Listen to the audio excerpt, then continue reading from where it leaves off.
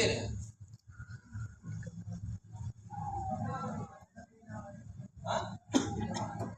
घर वाले smart value लेके नेगेटिव नहीं है। घर वाले सोच रहे हैं मेरा लड़का तो या मेरा लड़की तो करोड़ों का इन्वेस्टमेंट नहीं किया, इसका मतलब बिजनेस तो है नहीं है। मेरा लड़का या लड़की सैलरी नहीं मिलता, मतलब जॉब भी नहीं है, ये इन्वेस्ट नहीं किया क्योंकि बिजनेस के लिए तो इन्वेस्टमेंट चाहिए, तो इसका मतलब ये लोग बिजनेस तो नहीं करता है। और 3 महीना 4 महीना बाद ये समझ लेता है इसका सैलरी भी नहीं आता है, मतलब जॉब भी नहीं करता है। ये सारा करता क्या है? अभी उल्टा प्रॉब्लम, ये बिजनेस भी नहीं करता है, सैलरी भी नहीं मिलता है, पैसा भी नहीं मिलता है, लेकिन गाड़ी का बात बोलता है। घर खरीदेंगे, गाड़ी खरीदेंगे, महल खरीदेंगे। अरे देखो तुम, अभी हो गया मामला गड़बड़। साला करता क्या है? इसका मतलब इसका माथा कोई चाट लिया। समझ वाला है? मेरा मम्मी बोलता था ওই তোদের ওখানে ওই বুড়ো বুড়ো এইসবই শেখায়, কারণ তখন অমিত স্যারের ট্রেনিং, আরো বড় বড় ভৌমিক স্যারের ট্রেনিং, ওই বুড়ো বুড়ো তোদের মাথাগুলোকে এইভাবেই। अभी मेरा पिताजी मुझे कुछ नहीं बोलता था, लेकिन कभी अगर घर में कुछ दिक्कत हुआ, दिक्कत होने के बाद पैसे के लिए मुझे गाली पड़ रहा है, तब अगर मैं मेरा पिताजी के सामने बोल दूं कि तुम थोड़ा ठहर जाओ, देखो मैं क्या करता हूं, तब मेरा पिताजी बोलता है कि तू वो बाहर जाके लोगों को समझाना, मुझे ये सब मत समझाना, टोपी पहनना है। समझ में आ रहा है? अभी बोलिए मेरा पिताजी सही बोल रहे हैं या गलत? सही, उनके नजर से। अभी मेरा घर में अगर कोई एसोसिएट आता है, मेरा मम्मी बोलता है अच्छे से कर रहे हो तो, बिजनेस अच्छे से कर रहे हो तो। कैसे? अभी एडवाइस देता है अच्छे से करो। मेरा बाबू के ने मैंने बहुत गाली दिया, बहुत गाली दिया, अच्छे से करो। अभी अगर मैं किस दिन देर से अगर सोऊं, देर तक अगर सो जाऊं, मान लीजिए काम में नहीं निकलूंगा, देर तक सोऊंगा, तो मुझे कोई फर्क नहीं पड़ेगा, लेकिन मेरा मम्मी गाली देगी। क्यों? तेरा काम नहीं है, तेरा ट्रेनिंग नहीं है, तो काम में नहीं जाएगा, ट्रेनिंग में नहीं जाएगा। वही स्मार्ट वैल्यू छुड़ाने के लिए इतना गाली। आज वही बंदा अगर करोड़ों कमाने के बाद भी 10 बजे तक अगर कभी सोए,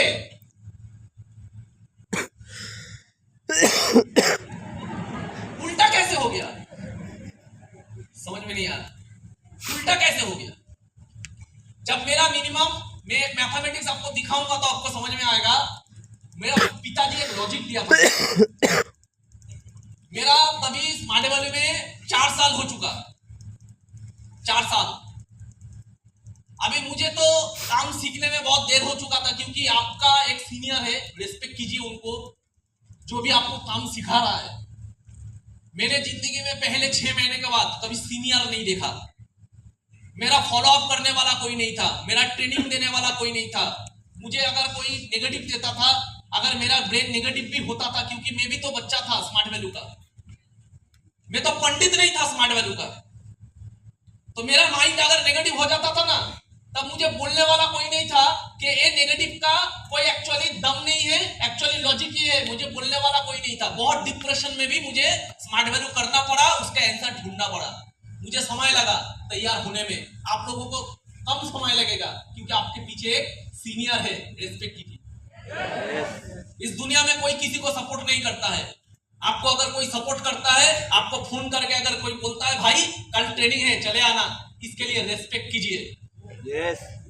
आप डायरी नहीं लेके आते हो तो कोई अगर आपको बोलता है कि भाई डायरी लेके आ, आज बुरा लगेगा, आज ईगो में लगेगा, लेकिन रेस्पेक्ट कीजिए, क्योंकि वो जो बोल रहा है वही रास्ते से ही आने वाले टाइम पे आप पूरा जिंदगी को सुधारोगे।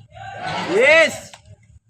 तो मेरा टाइम तो लग गया 4 साल बाद। एक दिन मेरे घर में बहुत झमेला हुआ, और झमेला में थोड़ा ज्यादा ही झमेला हो गया मेरा मम्मी के साथ, क्योंकि रोज गाली खाते खाते एक दिन मैं भी फेड अप हो चुका था। तो मैंने क्या किया, घर में खाने का जो खाना था वो फेंक दिया। फेड अप हो चुका था क्योंकि बिजनेस भी नहीं हो रहा है, लग नहीं रहा है मेरा कुछ होगा यहां से।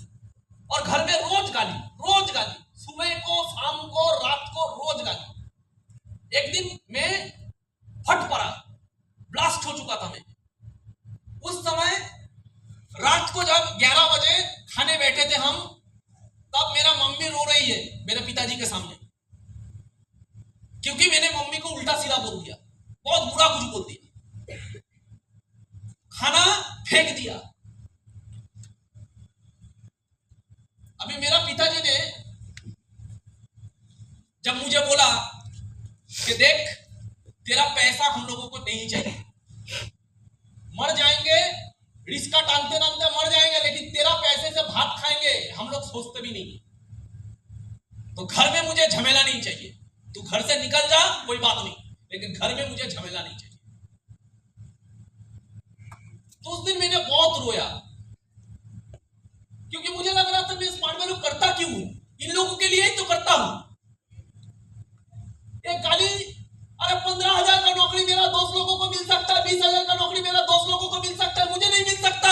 20,000 का नौकरी कल ही मुझे मिल सकता है, तो मैं कर क्यों रहा हूं? क्योंकि मैं कर इसलिए रहा हूं कि इन लोगों के लिए एक अच्छा जिंदगी दे पाऊं।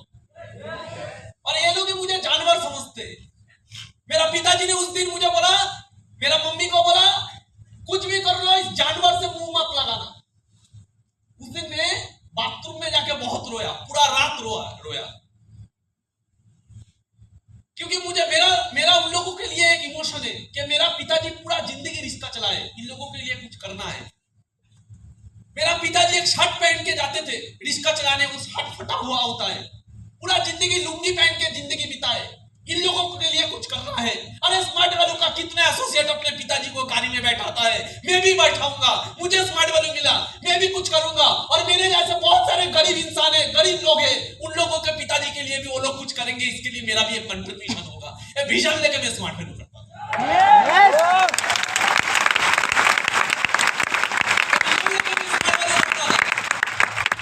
मेरा मम्मी, मेरा पिताजी कभी पूजा में हम लोगों को कपड़ा नहीं दे पाते थे। मुझे एक समय आया स्मार्ट वैल्यू में मेरा आंख खुल गया, तब मुझे गुस्सा नहीं आता था कि हम लोगों को पूजा में कपड़ा नहीं मिलता है।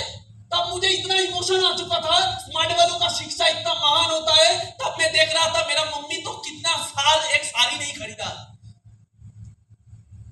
हम लोग भाड़ावाड़ी में रहते थे, दूसरे घर का आंटी अगर आके साड़ी दिखाता था मेरा मम्मी को कि देखो ये साड़ी खरीदा, मेरा मम्मी के अंदर वो तरफ मैंने देखा, दूसरों को बोला है अच्छा है, लेकिन खुद के अंदर वो तरफ, क्योंकि उनका साड़ी खरीदना, उनका भी शौक होता है, सबका शौक होता है, लेकिन उनका पति के पास उतना पैसा नहीं।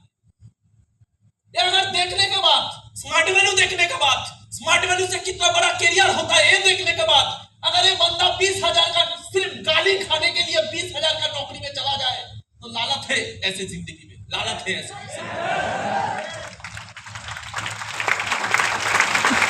याद रखना भाई, अच्छा काम करने से हमेशा अच्छा सुनना नहीं मिलेगा। अच्छा काम सिर्फ आपको अच्छा नहीं सुनना मिलेगा कि अच्छा काम कर रहे हैं तो अच्छा ही सुनने मिलेगा, नहीं। अच्छा काम का पहला परीक्षा यही होता है, ভালো কাজের প্রথম পরীক্ষাই এটা। তুমি ভালো কাজ করার সময় খারাপ জিনিস বেশি পাবে, তখন বোঝা যায় তুমি অ্যাকচুয়ালি ভালো কাজ নিঃস্বার্থভাবে করো নাকি অ্যাকচুয়ালি ভালো কাজ ধান্দায় করো। হাততালি পাওয়ার জন্য সবাই কাজ করে, ताली पाने के लिए सब काम करना चाहते हैं, ऐसा जिंदगी पाने के लिए सब काम करना चाहते हैं। इसका मतलब आप काम से प्यार नहीं करते, काम के लिए, काम करने के लिए जो फल मिलता है उससे प्यार करते हो। गीता में एक बात बोला गया है, कर्म करो, फल के लिए कर्म मत करो। कर्म को समझ के करो, কর্মটাকে বুঝে করুন, কর্মটাকে বুঝে করুন, ফলের জন্য করবেন না। ফলের জন্য করলে ওটাকে লোভ বলে। বুঝতে পারছি হ্যাঁ কি না? ফলের জন্য করলে ওটাকে লোভ বলে। তার মানে তুমি কর্মটা বোঝো না, তুমি শুধু ফল পাবা বলে ওই কর্মটা করো, তাহলে তো ড্রাগসও বেচতে পারো। তোমাকে কেউ যদি বলে 1 কোটি টাকার জন্য 1 কোটি টাকা পেয়ে যাবে ড্রাগস বেচলে, তাহলে তুমি ড্রাগসও বেচে দিতে পারো, কারণ তুমি ফলটা চাও। বোঝা গেল না কথাগুলো? বোঝা গেল না? विद्यासागर, हम लोग विद्यासागर को आज पढ़ते हैं। বিদ্যাসাগর ইনি বিধবাদের জন্য বিবাহ প্রচলনের জন্য লড়েছিল। আপনার কি মনে হয় ওনাকে সবাই হাততালি দিয়েছিল? No. বিদ্যাসাগর মেয়েদের, ওই বাচ্চা বাচ্চা মেয়েরা যারা বোঝেও না বিধবা কি হয়, ওই মেয়েদের পুরো জীবনটাকে শেষ করে দেওয়া হতো। ওই মেয়েদেরকে কোনো পুজোয় ঢুকতে দেওয়া হতো না, ওই মেয়েদেরকে কোনো ভালো শাড়ি পরতে দেওয়া হতো না, সারা জীবন শেষ করে দিয়ে কোনায় ফেলে রাখা হতো ওই মেয়েগুলোকে। ওইটা ওনার মনটা কেঁদে উঠেছিল। এটাকে বলে পারপাস, এটাকে বলে মহান কিছু, মানুষের জন্য কাঁদা, মানুষের দুঃখ বোঝা। ওই মেয়েদেরকে দেখে ওনার মন কেঁদে উঠেছিল। ওনার নিজের বোন, যখন উনি নিজের বোনকে দেখলেন ওই অবস্থায়, ওনার ফেটে গেছিল বুকটা। উনি তখন ভেবেছিলেন যে এরকম আমার বোনের মতো কত বোন আছে যাদের এরকম সমস্যা আছে, কত বোন আছে যাদের জীবনটা এরকম কষ্টের। তখন উনি লড়াই করেছিলেন বিধবা বিবাহের জন্য। আর যখন উনি বিধবা বিবাহের জন্য লড়াই করেছিলেন, তখন ওই সমাজের যারা পণ্ডিত পণ্ডিত মানুষ, তারা বিদ্যাসাগরকে নিয়ে ব্যঙ্গ করত। সাধারণ মানুষরা তো করবেই, ওরা তো সারা ভিড়ে চলা মানুষ। বিজ্ঞ বিজ্ঞ মানুষরা বিদ্যাসাগরকে নিয়ে করেছে। আমরা শুধু বিদ্যাসাগরের নামে জানি কি, আমরা শুধু বিদ্যাসাগরের নামে জানি উনি ল্যাম্পপোস্টের নিচে পড়া করেছে। না, বিদ্যাসাগর এই কারণে ফেমাস না যে উনি ল্যাম্পপোস্টের নিচে পড়াশোনা করেছে। বিদ্যাসাগর এই কারণে ফেমাস কারণ ওই পড়াশোনাটা করে উনি মেয়েদের উদ্ধারের জন্য পুরো সমাজের সাথে অপমানকে লড়েছে, তার জন্য উনি ফেমাস।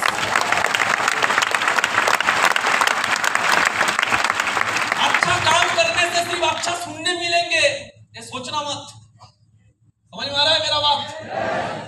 निवेदिता, भगिनी निवेदिता, একটু আগে কথা বলছিলাম মাম্পি, ভগিনী নিবেদিতা একটা বিদেশের মহিলা, আমাদের দেশের মেয়ে না। ওই মেয়েও বুঝতো যে নারীদের শিক্ষার দরকার। মেয়েটা ঘরে ঘরে গিয়ে বুঝিয়েছিল যে মেয়েদের শিক্ষার দরকার, মেয়েদের শিক্ষার দরকার। লোক চটি দিয়ে মেরেছিল। ভগিনী নিবেদিতা বলেনি যে আমি এই কাজ করব না, আমার অসম্মান হয়। যখন তুমি সমাজের জন্য কোনো বড় উদ্দেশ্যের জন্য অসম্মান নিতে রাজি, তার মানে তুমি সত্যিকার সম্মানীয় ব্যক্তি, তুমি সত্যিকার সম্মানীয়। তো স্মার্ট ভ্যালু করতে গেলে অনেক কিছু জানতে হবে। যদি অনেক কিছু বুঝতে পারি তাহলে স্মার্ট ভ্যালুটা তখন মনে হবে যে এর থেকে পবিত্র কাজ হয় না, এর থেকে পবিত্র কাজ হয় না। আমার একটু দেরি হয়েছে, আমার শিখতে টাইম লেগেছে, তো দেরি হয়েছে, শিখতে তো হবেই। তাড়াতাড়ি সাকসেস পেয়ে কি হবে? সারা জীবন কি কাজে লাগবে?